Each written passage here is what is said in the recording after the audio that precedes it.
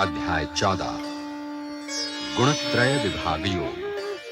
श्री कृष्ण बोले, ज्ञानों में भी अति उत्तम उस परम ज्ञान को मैं फिर कहूंगा, जिसको जानकर सब मुनिजन इस संसार से मुक्त होकर परम सिद्धि को प्राप्त हो गए हैं। इस ज्ञान को आश्रय करके अर्थात धारण करके मेरे स्वरूप को प्राप्त करते हुए पुरुष सृष्टि के आदि में पुनः उत्पन्न नहीं होते और प्रलय काल में भी व्याकुल नहीं होते। हे अर्जुन, मेरी महत ब्रह्म रूप मूल प्रकृति संपूर्ण भूतों की योनि है, अर्थात गर्भाधान का स्थान है, और मैं उस योनि में चेतन समुदाय रूप गर्भ को स्थापन करता हूं। उस जड़ चेतन के संयोग से सब भूतों की उत्पत्ति होती है। हे अर्जुन, नाना प्रकार की सब योनियों में जितनी मूर्तियां अर्थात शरीरधारी प्राणी उत्पन्न होते हैं, प्रकृति तो उन सब की गर्भ धारण करने वाली माता है, और मैं बीज को स्थापन करने वाला पिता हूं। हे अर्जुन, सत्व गुण, रजोगुण और तमोगुण, ये प्रकृति से उत्पन्न तीनों गुण अविनाशी जीवात्मा को शरीर में बांधते हैं। हे निष्पाप, उन तीनों गुणों में सत्व गुण तो निर्मल होने के कारण प्रकाश करने वाला और विकार रहित है।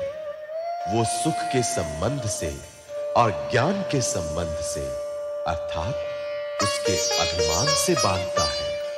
हे अर्जुन, राग रूप रजोगुण को कामना और आसक्ति से उत्पन्न जान। वो इस जीवात्मा को कर्मों के और उनके फल के संबंध से बांधता है। हे अर्जुन, सब देहाभिमानियों को मोहित करने वाले तमोगुण को तो अज्ञान से उत्पन्न जान। वो इस जीवात्मा को प्रमाद, आलस्य और निद्रा के द्वारा बांधता है। हे अर्जुन, सत्व गुण सुख में लगाता है और रजोगुण कर्म में तथा तमोगुण तो ज्ञान को ढककर प्रमाद में भी लगाता है।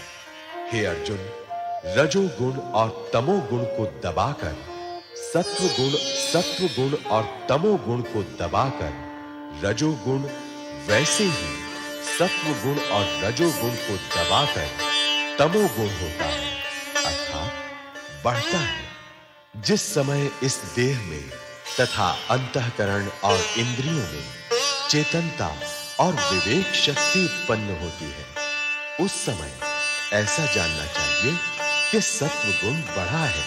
हे अर्जुन, रजोगुण के बढ़ने पर लोभ, प्रवृत्ति, स्वार्थ बुद्धि से कर्मों का सकाम भाव से आरंभ, अशांति और विषय भोगों की लालसा, ये सब उत्पन्न होते हैं। हे अर्जुन, तमोगुण के बढ़ने पर अंतःकरण और इंद्रियों में अप्रकाश, कर्तव्य कर्मों में अप्रवृत्ति और प्रमाद अर्थात व्यर्थ चेष्टा और निद्रादि अंतःकरण की मोहिनी वृत्तियां, ये सब ही उत्पन्न होते हैं। जब ये मनुष्य सत्व गुण की वृद्धि में मृत्यु को प्राप्त होता है, तब तो उत्तम कर्म करने वालों के निर्मल दिव्य स्वर्गादि लोकों को प्राप्त होता है। रजोगुण के बढ़ने पर मृत्यु को प्राप्त होकर कर्मों की आसक्ति वाले मनुष्यों में उत्पन्न होता है, तथा तमोगुण के बढ़ने पर मरा हुआ मनुष्य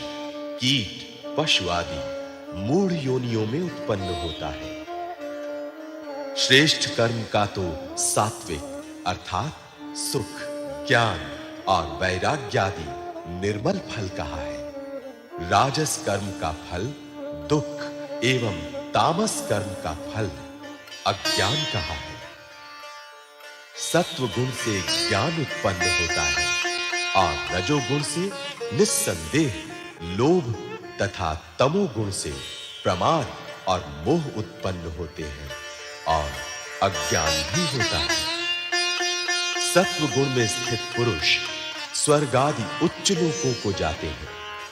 रजोगुण में स्थित राजस पुरुष मध्य में अर्थात मनुष्य लोक में ही रहते हैं और तमोगुण के कार्य रूप निद्रा, प्रमाद और आलस्य आदि में स्थित तामस पुरुष अधोगति को अर्थात कीट, पशु आदि नीच योनियों को तथा नरकों को प्राप्त होते हैं। जिस समय दृष्टा तीनों गुणों के अतिरिक्त अन्य किसी को करता नहीं देखता और तीनों गुणों से अत्यंत परे सच्चिदानंद घन स्वरूप मुझ परमात्मा को तत्व से जानता है, उस समय वो मेरे स्वरूप को प्राप्त होता है।